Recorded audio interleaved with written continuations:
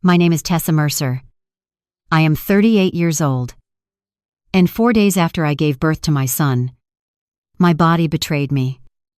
And then, in the same week, so did everyone who was supposed to catch me when it did. I want to tell you exactly what happened. Because I have spent 20 years as an architect, I am a principal at a firm in Seattle. Which means I have spent my whole adult life designing the homes that other families grow up in. The warm kitchens, and the wide staircases, and the bedrooms with the good morning light. Drawing for strangers the kind of shelter I apparently never understood. I did not have myself, and it took a stroke. At 38. To show me that the house I had been holding up for 8 years with my own 2 hands was built entirely on a lie. And that the people living inside it had never once intended to let me through the door. Welcome to Quiet Reckoning. The channel where the ones who were called the strong one, the dependable one, the one who would always manage, finally set the folder down on the table and let the arithmetic speak for itself.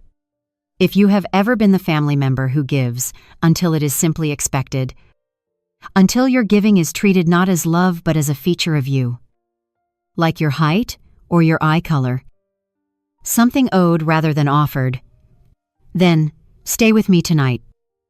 Because I am going to show you the precise moment the giving stopped. And what the people who depended on it did when they realized the well had finally, permanently, run dry. Asher was born on a Tuesday. Full term. 7 pounds and 1 ounce. Perfect. And for 4 days I was the happiest I have ever been in my life. Alone in my hospital room, in the way I had been alone for most of the important moments of my adult life. Because Asher's father had decided somewhere in the 2nd trimester that the reality of fatherhood was heavier than the idea of it. And so it was just me and my son and a bassinet on wheels, and the particular exhausted joy of a woman who has wanted one good thing for a very long time and has finally against the odds, been handed it. And then, on the 4th night, at a little after 2 in the morning, while I was holding him, the right side of my face stopped working. I did not know that was what it was. I knew only that the room tilted, that my arm would not lift the way I told it to, that when I tried to call out for the nurse, the words came apart in my mouth like wet paper, sounds with no shape, and that my son was in my arms and my arm was failing, and I could not make my voice form the single word I needed, which was help. It was a postpartum stroke, a clot. The kind that can follow a birth. Rare but real. And I have since learned every clinical thing there is to know about it, but in that moment all I knew was terror and silence. My own voice, locked behind a door in my own head. And a nurse who, thank God, walked in to check my vitals at exactly the right moment and saw my face and hit a button on the wall. And after that it is lights and motion and people saying numbers. And somewhere in all of it, the most important thing in the world, which was that someone took my son safely out of my failing arms before I could drop him. I survived. I want you to know that early. So you are not afraid for the wrong thing while I tell you the rest. I survived. With a body I had to renegotiate from the ground up and a voice that, for the first several days, was almost completely gone. I could understand every word spoken to me. My mind was entirely intact, sharp and clear and trapped. But the bridge between my thoughts and my mouth had been washed out, and the words that came were slow and slurred and few. And for a woman who had spent her life presenting designs in boardrooms and defending them with precision, the silence was its own kind of grief. And it was from inside that silence, on the 2nd day, that I did the thing I had done my entire life. I reached for my phone, and with my one working hand and a great deal of effort, I texted my mother. The text took me 4 minutes to type, and it said, "Mom had a stroke. After Asher. In hospital. Can't talk well. Scared. Need help with the baby. Please come." And I lay there in that bed and I watched the 3 dots appear and disappear. appear and disappear. And then my phone rang, and I could not really speak. So I answered, and I made a sound. And it was my father's voice on the other end. Warren Mercer, 66 years old. And I will tell you exactly what he said, because I have replayed it more times than any sentence ever spoken to me. He said, "Tessa, your mother showed me your text. And look, we're all very relieved. You're okay." That sounds scary. But the timing on this is just impossible. You know your brother's been planning the Breckenridge trip for months. The whole group's flying out Thursday. The condo's booked. It's his 33rd, and it means everything to him. And your mother and I already committed to going to help with the lodge and the dinners. We can't just drop all of that. The baby's in a hospital. Tessa. He's surrounded by nurses. That is the safest possible place a newborn can be. You don't need us hovering. And honestly, and I'm saying this with love, your brother's ski trip comes first this time. You always do this. Something happens, and suddenly the whole family has to rearrange around Tessa's crisis. Stop guilt-tripping us. Get some rest. Let the professionals do their jobs. And we'll see you when we're back. I could not argue. That is the part I need you to feel. Before anything else. The specific helplessness of it. I had the entire argument in my head. Fully formed. Sharp as a blade, I had a stroke. I am 38. I cannot speak. Your grandson is 4 days old, and I cannot safely hold him with one working arm. A ski trip is a building full of snow that will still be there in March. You are choosing Brody's vacation over your daughter's stroke and your grandson's first week alive. I had all of it. Every word. And not one of those words could get past my own ruined mouth. And so what my father heard, on the other end of that line, was his daughter making a few broken slurred sounds and then going quiet. And he took the quiet, I think, as agreement, or as nothing, and he said, "Okay then. Feel better. Love you." And he hung up. And Thursday morning my parents and my brother and a group of his friends flew to Colorado to ski. And I lay in a hospital bed in Seattle. 4 days postpartum. Half my face slack. My son in the nursery down the hall. And I did not cry. I want to be honest about that. Because I know it sounds impossible. A woman that freshly betrayed and that physically broken. Dry-eyed. But something happens. I have learned. At a certain depth of betrayal, you go past the part of yourself that weeps, and you arrive somewhere colder and clearer and much quieter. A place that feels almost like calm. And from that place, with my one good hand, holding my phone, unable to say a single word out loud, I began, very slowly, to think.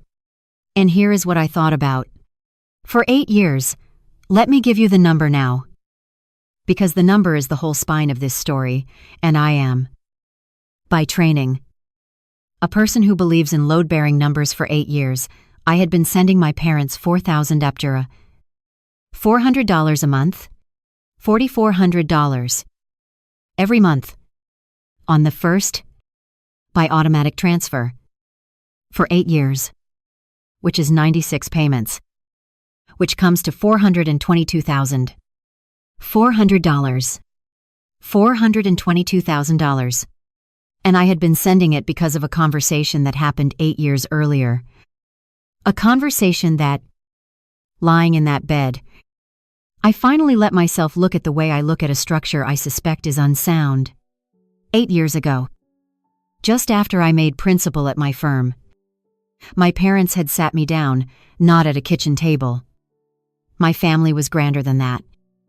They sat me down in the formal living room of the house I grew up in, and they had told me, with my mother dabbing her eyes and my father grave and quiet, that they were in serious trouble, that my father's investments had collapsed, that there were debts, That my grandfather, Silas, my mother's father, a quiet, frugal, unreadable man who had worked his whole life as a land surveyor and who, they implied, had not left them nearly as comfortable as everyone assumed had passed without the cushion they'd counted on.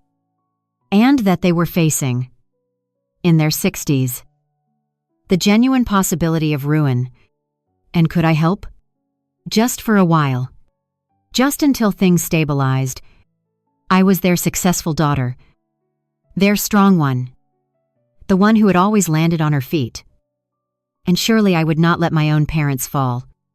And I said yes. Of course I said yes. I set up the transfer that very week, $4,400 a month, and I never touched it again. Never questioned it. Never asked for a single statement or balance or proof. Because what kind of daughter audits her own parents' suffering? What kind of monster makes her crying mother itemize her ruin? So I paid. For 8 years, through making partner and buying my own home, and through an entire pregnancy, I navigated alone. I paid $422,000 to keep my parents from falling. Because I was the strong one, and the strong one does not let the family fall. If you have ever sent money to family on a story you never once verified, type the word strong in the comments right now. Because I need to know how many of us are out here. How many people kept somebody afloat for years on a single tearful sentence, they loved those people too much to question, and then stay with me. Because what I found out next, lying in that bed unable to speak, is the reason this channel exists. Because while my parents were on a plane to Colorado, I started, for the first time in 8 years, to actually look. I opened my banking app with my one good hand. And the first thing I saw, because life has a cruel sense of timing, was a text from my brother Brody. Sent that morning. A text clearly meant for one of his friends and sent to me by mistake. Or maybe I have wondered since, not by mistake at all. Because my brother has always enjoyed an audience for his good fortune. The text was a photo. Brody and 4 friends on a chairlift. Goggles up. Mountains behind them.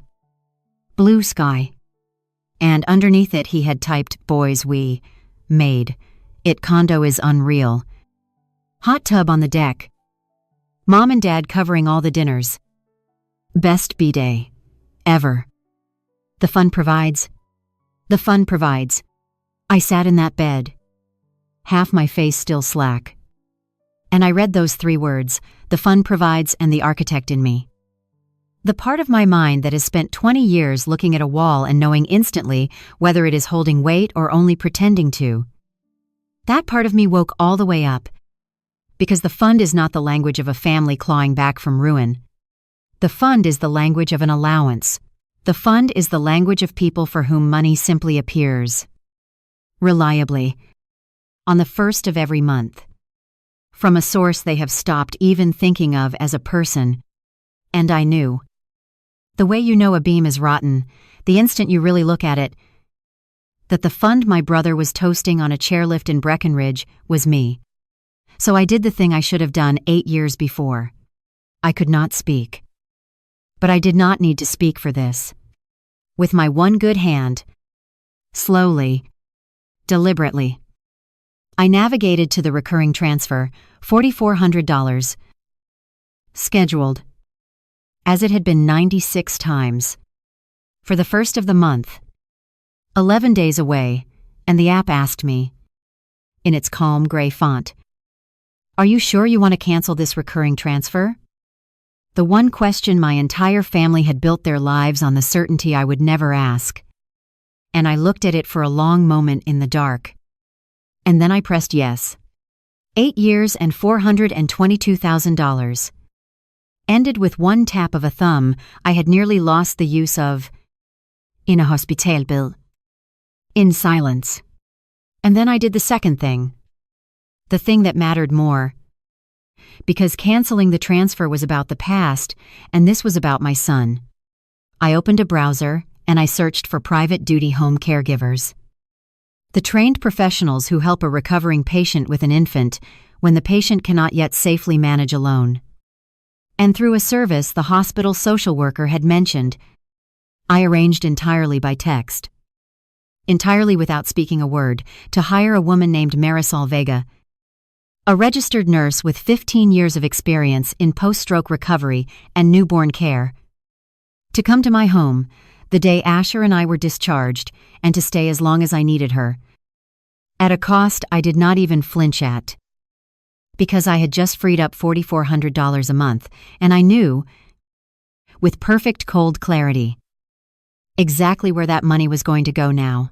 It was going to go to my son, and to the work of rebuilding my own broken body, and to not one single member of the family that had boarded a plane to go skiing. And for the first time since the right side of my face had gone dark, lying there, unable to say a word out loud, I felt something that was almost peace, the strange specific lightness of money that has finally stopped flowing toward people who would not come. I thought, in that moment, that I understood the shape of what had happened to me.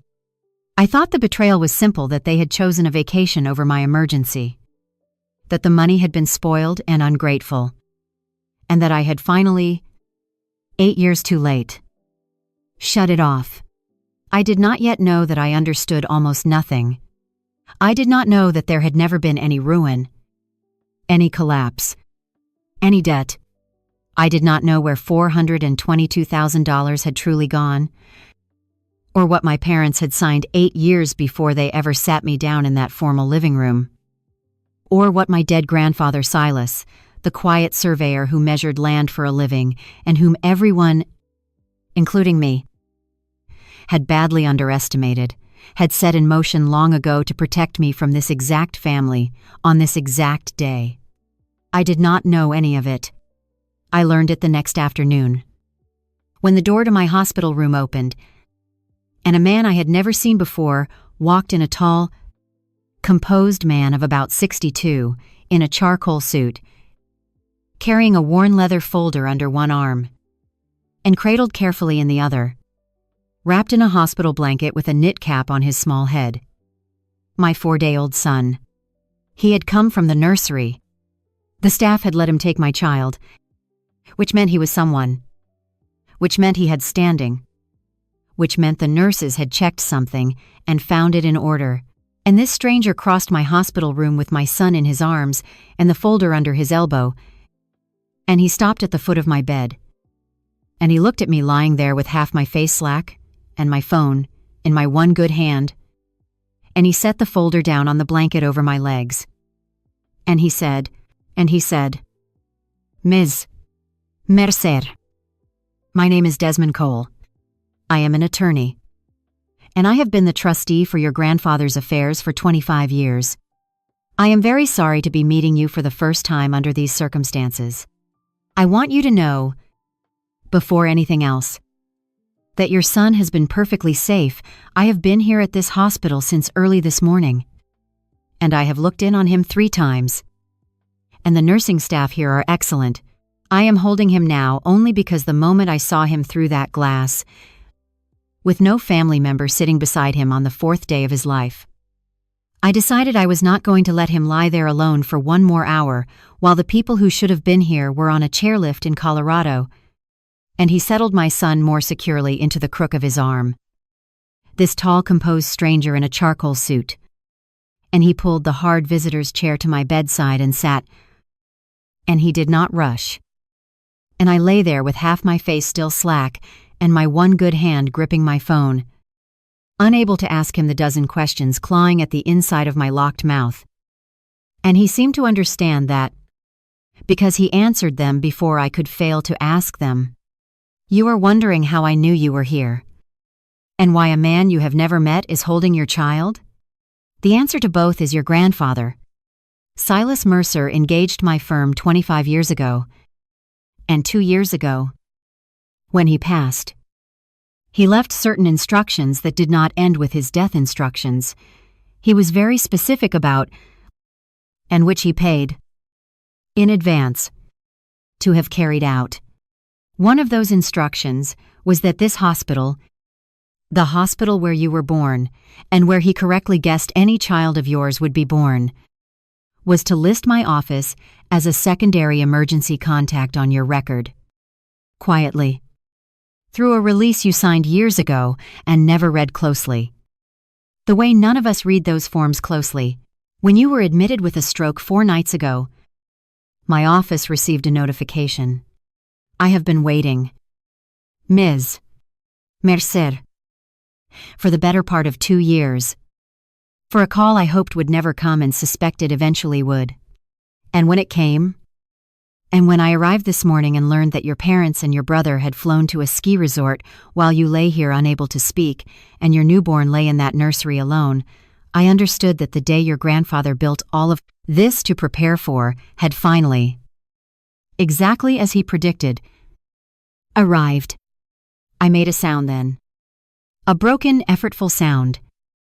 Because I had a question, and the question was, why? Why would my grandfather, a quiet surveyor I had loved but barely known, a man of few words who measured property lines for a living, build a tripwire 2 years before his death to catch the moment my family abandoned me? I want to tell you who Silas Mercer was. Because you cannot understand this story without understanding him. And because I spent 36 years not understanding him at all. My grandfather was a small, weathered, silent man who wore the same 2 flannel shirts for as long as I was alive, who drove a truck older than I was, who kept his own coffee in a dented steel thermos and would not let anyone buy him a new one. At every family gathering, he sat in the corner and said almost nothing.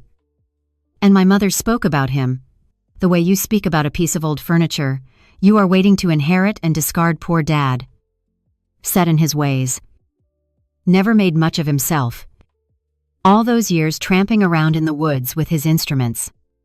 That is what she said about him, that he never made much of himself. And I, God forgive me, half believed her.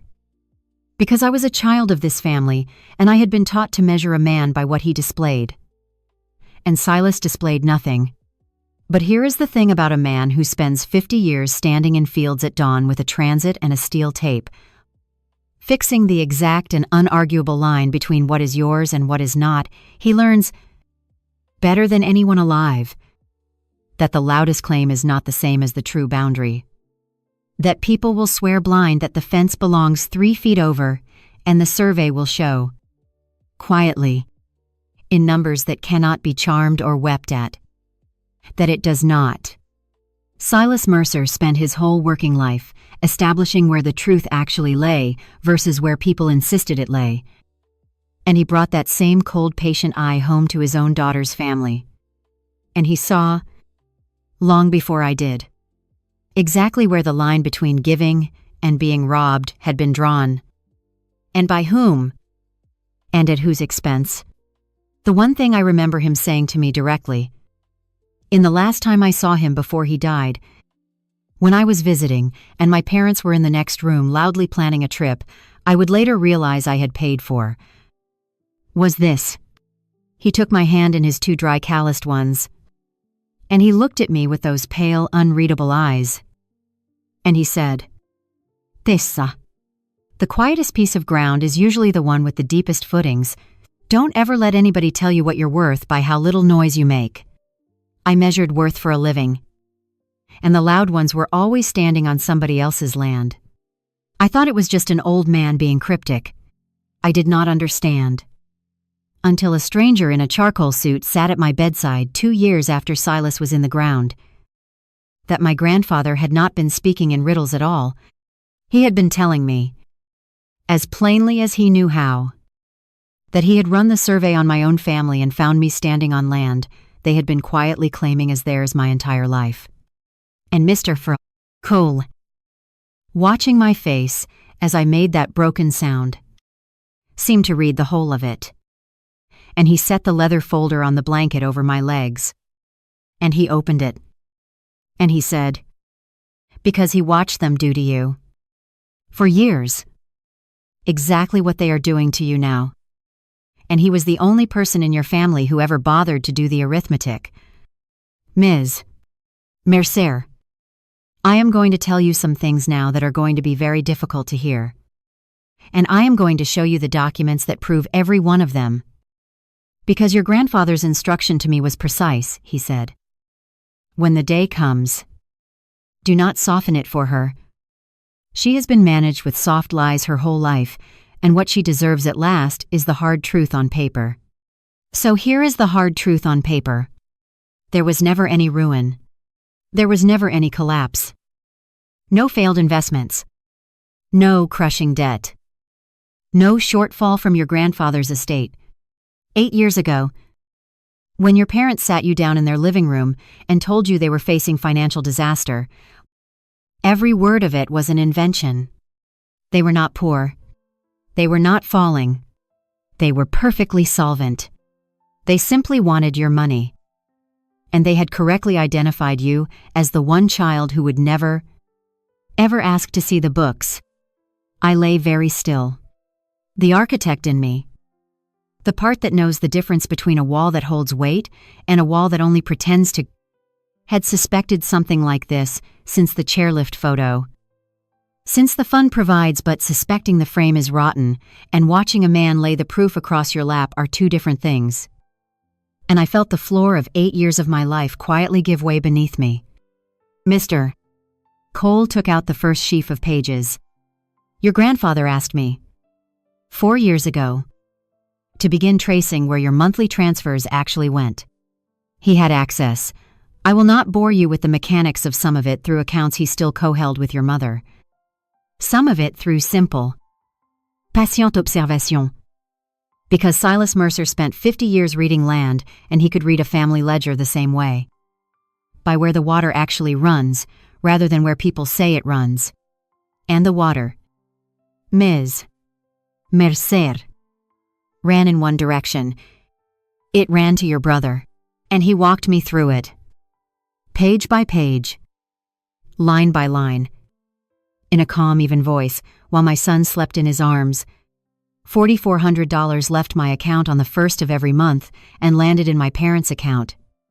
And from there, within days, every month, it moved again. $2,100 a month to a property management company in Summit County. Colorado, the mortgage on a condominium in Breckenridge. A condo I had never seen. Never heard described as anything. A condo that was held in my parents' names, but lived in year-round, rent-free, by my brother Brody. Season ski passes. Every winter. 4 of them. 5 of them. For Brody and his rotating cast of friends. A truck first one. Then a newer one leased in my father's name and parked, always, in Colorado. For my brother's use. Because heaven forbid Brody should drive himself to the mountain in anything second-hand. Restaurant charges. Ski shop charges. A recurring membership to a private mountain club whose annual fee alone was more than some people I employ make in a month. I lay there and I watched the pages turn, and I did the thing I cannot help doing. The thing 20 years of my profession has burned into me, I added it up in my head as it went. The way I total the loads on a structure, and the longer the column grew, the clearer one fact became. A fact so simple and so enormous that I had spent 8 years arranging my entire life so as never to have to see it. Not $1 of the $422,000 had gone to anything my parents actually needed. There was no need. There had never been a need. There was only a brother who wanted to live in the mountains without working, and 2 parents who decided that their dependable daughter's salary was the most convenient way to fund it. And a lie soft enough and tearful enough that the dependable daughter would never check. And then the line that stopped my breath the way the chairlift photo had a recurring series of capital infusions. My mother's careful handwriting in the memo lines preserved on the statements. Into something called Brody's Venture. A so-called startup that, Mr. Cole told me dryly, had been registered and dissolved and re-registered 4 separate times across 8 years. Had never produced a product. Never filed real revenue.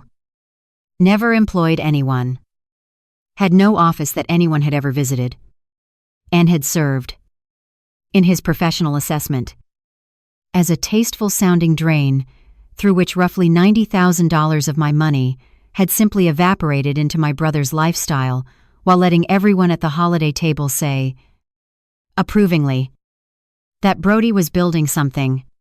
And this one, Mr. Cole said, and he placed his finger on a charge dated 9 days earlier. I suspect you will want to see, although I am sorry to be the one to show it to you. $11,000 to a property and events group in Breckenridge, the condo deposit, the lift packages, and the catered dinners for the birthday weekend. Ms. Mercer, the ski trip your father told you came first.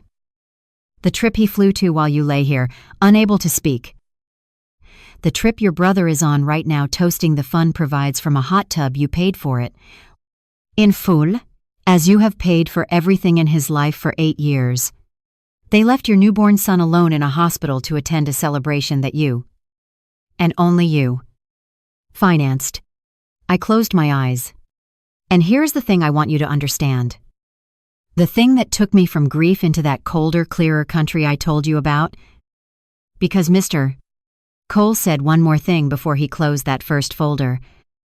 And it was the thing that reframed all of it. He said, I have administered estates for 35 years. Ms. Mercer. And I have learned to tell the difference between a family that takes from one of its own out of desperation and a family that takes out of contempt. Desperate people spend the money on survival. And they are ashamed. And they pay it back when they can. Your family spent your money on a ski condo and a fake company and birthday catering. And they were not ashamed. And they never intended to pay back $1. And do you know how I am certain of the contempt? Because of what they have been saying about you. Your grandfather wanted you to know this part too. For years. Your parents have told the extended family, your aunts, your cousins, the people who only see this family at holidays and funerals, a particular story. The story is that you are cold, that you are estranged by your own choice. That you, the successful architect in Seattle, look down on your humble family and cannot be bothered with them. And that they, your poor parents, send what little they can spare to help your struggling brother get on his feet. Because somebody in the family has to have a heart. They reversed it. Ms. Mercer. The money flows from you to them to your brother. And the story they tell flows the other way entirely. In the version your relatives believe, you are the one who abandoned them. You are not only their account, you are also their villain. They drained you. And then they used the silence of a woman who never defends herself to paint that same woman as the one without a heart. If you have ever been not only used by your family but rewritten by them, if they have ever spent your money behind your back and your reputation to your face, and counted on your dignity, your refusal to make a scene, to keep you from ever defending yourself, then do one thing for me. Before you watch another second of this, subscribe to this channel. Because Quiet Reckoning is built for exactly this. The moment the rewritten one finally reads the original draft, and I promise you, there are more of us out here than these families ever wanted us to find out. Because here is what I did. Lying in that bed, with my voice still locked behind a door in my own head, and $422,000 of betrayal laid out across my legs. I did not weep, and I did not rage, and I could not have shouted even if I had wanted to. Instead, with my one good hand, I picked up my phone, and I turned the screen toward Mr. Desmond Cole, and I showed him what I had already done. 11 days before any of his pages. On nothing but the cold, clear instinct that woke in me when I read 3 words on a chairlift, I showed him the canceled transfer. I had already stopped it. Before the proof. Before the trace. Before I knew about the condo or the truck or the fake company or the story they were telling my aunts I had already. Alone. In the dark. Unable to speak. Pressed cancel on the only thing my entire family valued about me. And Mr. Cole looked at that screen for a long moment. And something moved across his composed face. And he said, very quietly, he told me you would. Your grandfather. He said, she will not need my folder to do the right thing. Desmond. She will only need it to understand the right thing she has already done. He said you had his instinct that you read a room the way he read a piece of land. And that when the moment came, you would feel the ground go soft under these people, long before anyone handed you a survey. You stopped it on your own. The folder is only so that you never doubt yourself. In the weeks to come, when they call, and they will call, and they will try to make you believe you imagined all of it. And then he closed the first folder, and he set his hand on the second one. The thicker one. The one I had not yet seen inside. And his face changed. Became graver and more careful. And he said the thing that told me the night was not over. That the $422,000 was only the first floor of a structure that went down much deeper. Ms. Mercer, what I have shown you so far is what your family did with your money over the last 8 years.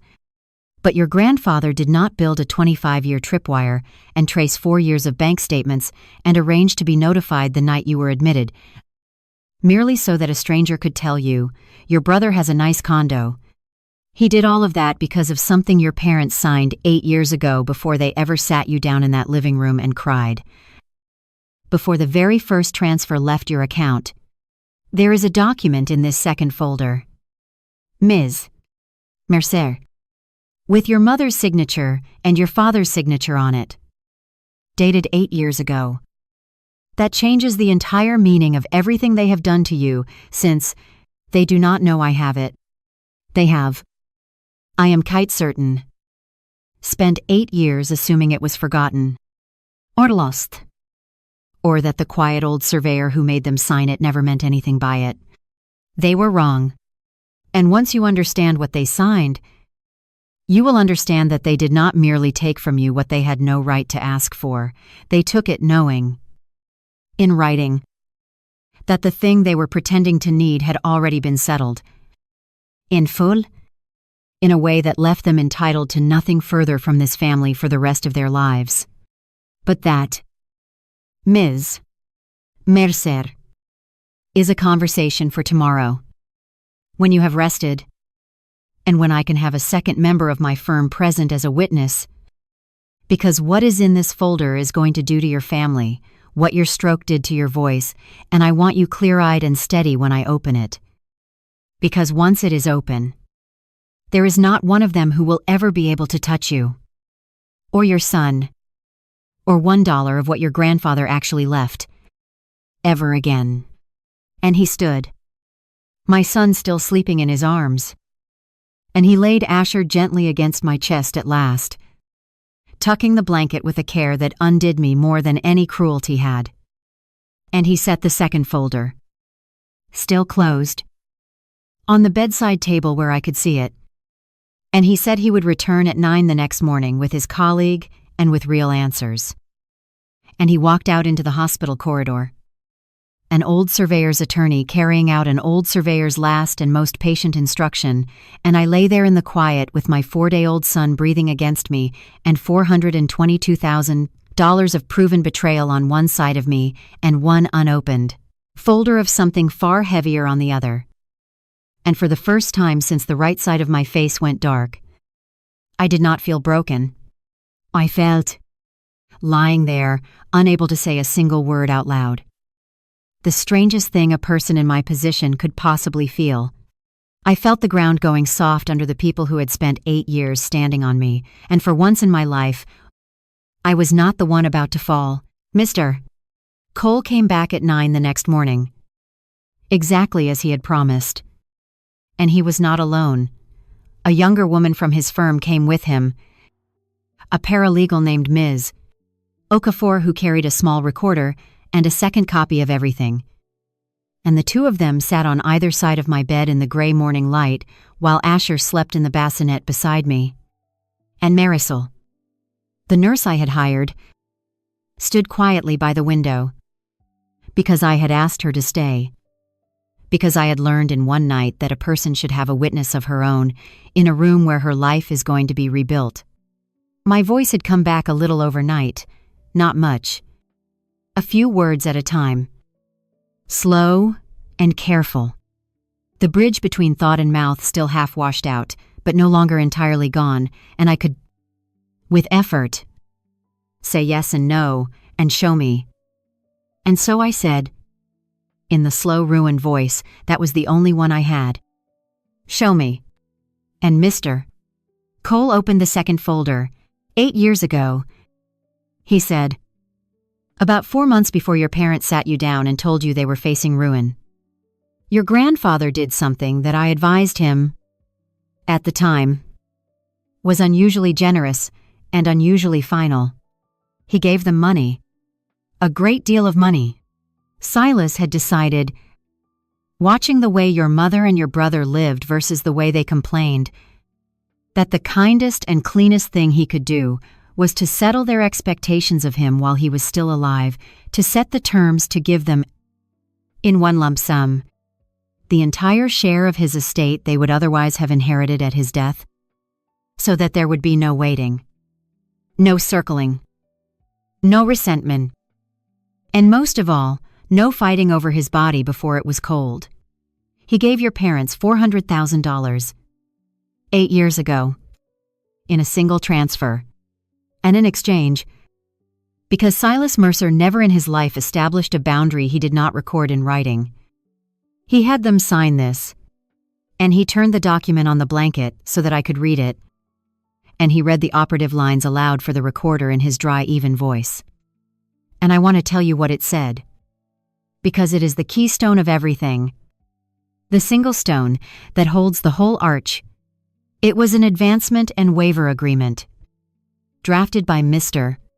Cole's firm, signed by my mother and my father, dated 8 years earlier, notarized, witnessed, and in it my parents acknowledged that the $400,000 they were receiving from Silas Mercer constituted their full and complete inheritance, given in advance, and that upon his death they waived, released, and renounced any and all further claim to his estate, any property, any account, any asset, anything he owned or would come to own forever.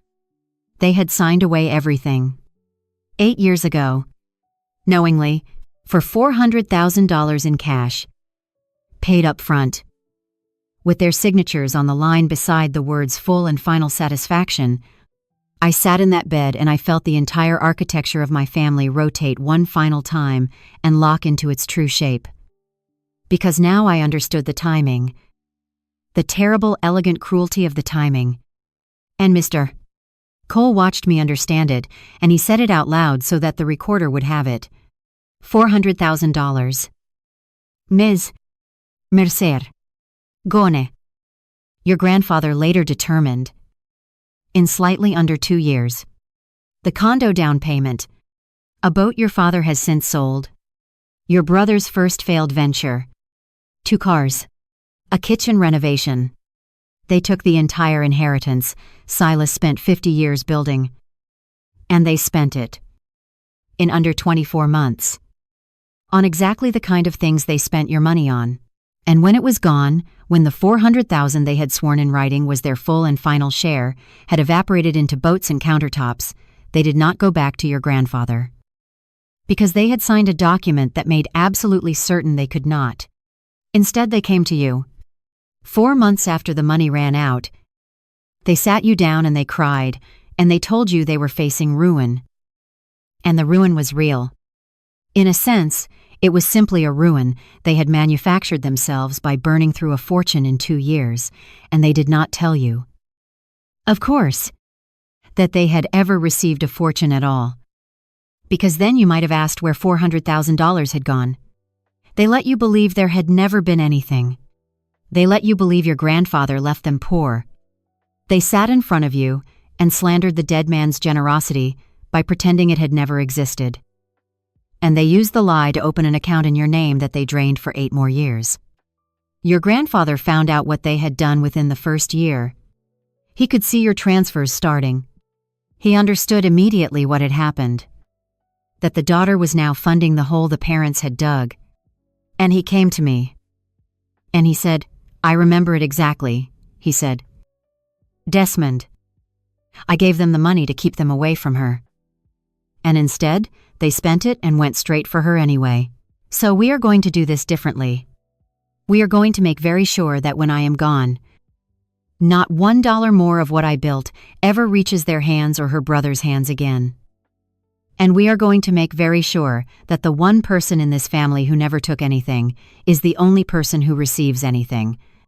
And that, Mes Mercer, is the 3rd document. And it is the reason I am here. And he laid down the 3rd document. And it was my grandfather's trust, executed 6 years ago, revised and reaffirmed every year after until his death. And it was very short, because Silas Mercer was a man who said what he meant in as few words as possible. The trust held everything he had built in the decades after the advancement, and here was the thing my mother had never once suspected. To the thing her contempt had blinded her to, exactly as it had blinded her to the worth of the quiet daughter. Because the quiet, frugal surveyor in the 2 flannel shirts had spent 50 years buying small, unglamorous parcels of land that nobody else wanted. Raw acreage on the edges of growing towns. And holding them. And the land had done what land does when a patient man waits long enough. And the estate of the man my mother called poor Dad never made much of himself was worth, Mr. Cole told me quietly, a great deal more than the $400,000 he had already given away. More than my mother in her most acquisitive dreams had ever imagined was within her reach, and the trust left all of it the land. The accounts. The patient, 50-year fortune of an underestimated man to 2 people. Tessa Mercer, and any child of Tessa Mercer's body, to me, and to Asher, who was 4 days old and asleep in a bassinet beside me, and who already, before he had a name, the family bothered to learn, was the second and only other heir to everything his great-grandfather had ever built. Mr. Cole walked me through the holdings the way he had walked me through the betrayal, line by line. And I lay there and listened to the inventory of a life I had completely misjudged.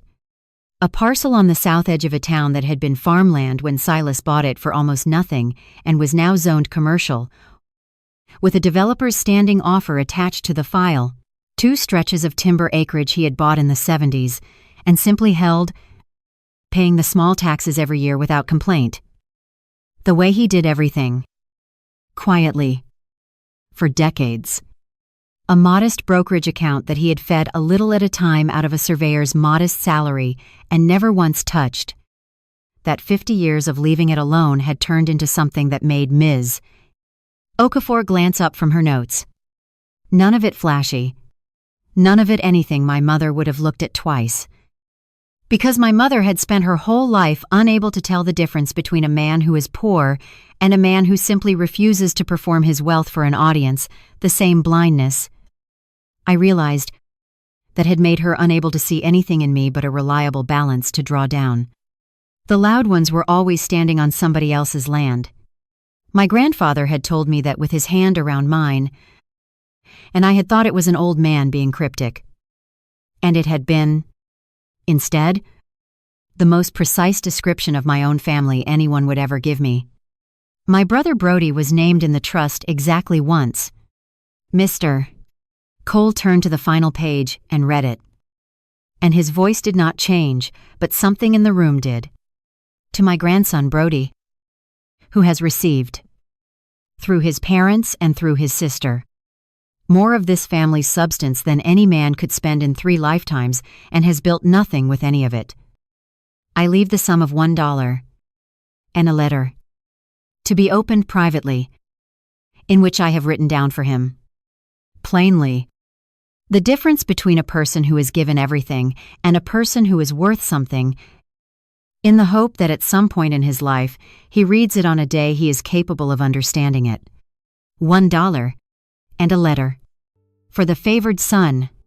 I sat with all 3 documents across my lap, the advancement my parents had signed and forgotten, the 8 years of transfers they had drained from me, and the trust that left their entire imagined inheritance to the daughter they had treated as a utility and the great-grandson they had not crossed a state line to meet, and I understood, finally and completely, that my grandfather had seen all of this coming from 6 years away, that the quiet man in the corner had run the survey on every one of us and staked out the true boundaries while we all thought he was just an old man who never made much of himself, and that he had spent the last years of his life building, patiently, with a lawyer and a folder and a tripwire on a hospital record, a structure designed to do exactly one thing: make sure that on the worst day of my life, when my own parents flew to a mountain rather than sit beside my son, there would be a stranger in a charcoal suit at my bedside holding that son and a folder that set me free. If you have ever been the overlooked one, the quiet one, the one the family decided early was strong enough to need nothing, and so was given nothing, and you found out, too late to thank him, that one person saw your worth all along and quietly moved heaven and earth to protect it, then I need you to do one thing right now. Before this story ends, subscribe. And go call that person if they are still alive to call. Because mine was not. And the one regret I will carry out of all of this is that I never once, while Silas Mercer was breathing, told him that I saw him too. Here is how it settled. Because I know you have been the strong one. And you need to know the book's balance in the end. I did not call my parents. I want to be clear about that. Because I know some of you are waiting for the confrontation. The moment I drive to their house with the folder and make them look at what they signed, that is not what happened. And it is not what power looks like. Mr. Cole's office sent my parents a single registered letter. 3 pages. Purely factual. Informing them that the monthly support had ended permanently, that the firm was in possession of the executed advancement and waiver they had signed 8 years prior, that any attempt to contest the disposition of Silas Mercer's estate would be met with that document and with 8 years of traced transfers, and that all further communication regarding these matters should be directed to the firm and not to me. And then I did the thing my grandfather built all of this to make possible. I went home with my son and my nurse. And I got better. The voice came back. Week by week. Slow therapy session by slow therapy session. And I want to tell you about the day it fully returned. Because it is the only confrontation in this entire story, and it lasted 1 word. It was the first of the month. The second one, after I stopped the transfer. And my mother, who had received the registered letter, who knew by then that the money was gone, and that somehow the quiet old man had outmaneuvered her from inside his grave, my mother drove to Seattle, to my house, and she stood on my porch, and she rang the bell. And when I opened the door with Asher on my hip, she did not look at him. She looked at me, and she opened her mouth to begin the performance. The tears already starting. Tessa. Honey. This has all gotten so out of hand. We're family. You have to, and I discovered. In that moment, standing in my own doorway with my son and my returned voice and 3 documents in a fireproof box in my front closet, that the bridge between my thought and my mouth had finished rebuilding itself. Because the word came out whole and clear and steady. The first completely clear word I had spoken since the night my face went dark. And the word was no. Just that. No. Not a speech. Not the 8-year reckoning I had every right to deliver. Not one fact about the condo or the waiver or the dollar left to her son. Just the single word my entire family had spent 38 years making sure I would never say to them. Said now. Finally. In a voice that did not shake. And then I closed the door gently. Completely. The way you close out a structure that has finally, after all the load testing, been certified sound. And on the other side of that door, I listened to my mother stand in silence. Because silence was the one thing she had never built a tool to fight. And then I heard her go down the steps. And I heard her car. And then nothing. And the nothing was the most beautiful thing I had ever heard. My parents. Without my $4,400 a month, and without any further claim on a fortune, they had signed away in a moment of greed 8 years before they knew it would matter. Discovered the actual shape of their means. They sold the Breckenridge condo because they could no longer carry it, my brother Brody. At 33, with no income and no condo and a startup that had never been real. Moved out of the mountains and, last I heard through Mr. Mater, coal, into a rented room. And got, for the first time in his adult life, a job, a real one, with a schedule and a name tag. The kind of job the rest of us have always simply had. The mountain club membership lapsed. The newer truck went back to the leasing company that had carried it in my father's name for years. My father, who had retired comfortably on the assumption that his daughter's transfer was a permanent feature of the universe, did not go back to work. But he did. I am told. Stop telling people he was comfortable. And the story they had told the relatives that I was the cold one, the ungrateful one, the successful daughter who looked down on her humble family and abandoned them, that story did not survive contact with the registered letter and the slow spread of what was actually inside it. Because it turns out aunts and cousins do the arithmetic too. Once someone finally hands them the real numbers, and the relatives who had clucked their tongues at cold distant Tessa for years began, on Ebiwan, to do the simple subtraction, 400,000 given. 400,000 gone in 2 years. 8 more years drained from the daughter under a lie, and the last people to know the truth became, quietly, the first to be ashamed they had ever believed the other version. One of my aunts, my mother's younger sister, wrote me a letter. I keep it in the fireproof box, too, next to the documents, because it is the only apology this story ever produced. And it did not come from the 2 people who owed me one. My grandfather's letter to Brody was delivered by the firm, sealed. As instructed, I do not know what it said.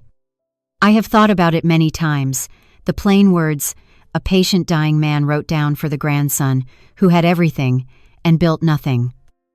The difference between being given and being worth, and I have decided that whatever it said, it was the truest inheritance Silas left to anyone, and the only one Brody might, on some far day, actually grow large enough to receive.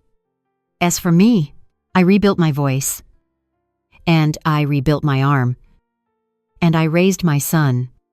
The land my grandfather left is held in trust for Asher, and I have not sold an acre of it. Because I understand now what it was, 50 years of a quiet man saying, with the only language he trusted, that worth does not announce itself, that the deepest footings are under the quietest ground. Mr. Desmond Cole still sends a card every year on Asher's birthday.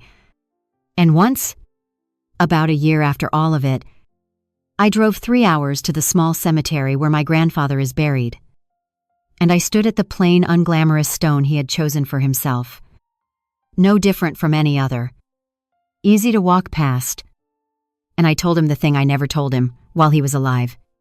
I told him I saw him too. I told him I had finally read the survey. So that is my story. A stroke. A silence. A ski trip. 8 years and $422,000 sent to fill a hole my parents dug with a fortune. They swore in writing they had already been paid in full, and a quiet old surveyor who watched it all from the corner and staked out the truth 6 years before anyone needed it. If you are the strong one, the dependable one, the one whose every emergency is an inconvenience while everyone else's whim is a need, hear the one thing it took a stroke to teach me. The people who only appear when the transfer is late were never your family, they were your creditors. And you were the account. And somewhere in your life, there may be one quiet person in the corner who saw your real worth all along and is waiting patiently for you to stop making so little noise about it. Find that person and learn to say the one word they spent your whole life making sure you never would. It is a small word. It rebuilt my voice. It is no. Drop a comment and tell me where you are watching from. And tell me about the quiet person in the corner of your family who saw you when no one else did. Because I read every single one. And I think we owe it to them to say their names out loud. From a house in Seattle, with a fireproof box in the front closet and a healthy boy upstairs who has his great-grandfather's patient quiet eyes. With a piece of land held in trust that I will never sell, and a voice that came all the way back, I am Tessa Mercer. I was the strong one. And the strongest thing I ever did was press cancel. Hold my son. And learn to say one quiet, unshakable, final word. A house can stand for years with a hidden crack in the foundation, especially if everyone inside agrees not to look down. The walls may still be painted. The windows may still catch the morning light. And guests may still admire the rooms. But an architect knows that beauty above ground means nothing if the load is being carried by the wrong beam. For 8 years, I was that beam. My family decorated their lives with words like emergency, loyalty, and sacrifice. While quietly building Brody's comfort on top of my silence, my grandfather's survey did more than expose where the money went. It redrew the boundary I had forgotten I was allowed to have. He taught me that love without a property line becomes trespass, help without truth becomes theft, and strength without protection becomes a structure other people keep adding weight to until it fails. Pressing cancel was not the demolition of my family. It was the first honest inspection my life had ever received. From that day on, nothing could be built on me unless I chose, with a clear voice and an unshaken hand, to sign my name to the plan. Screenwriter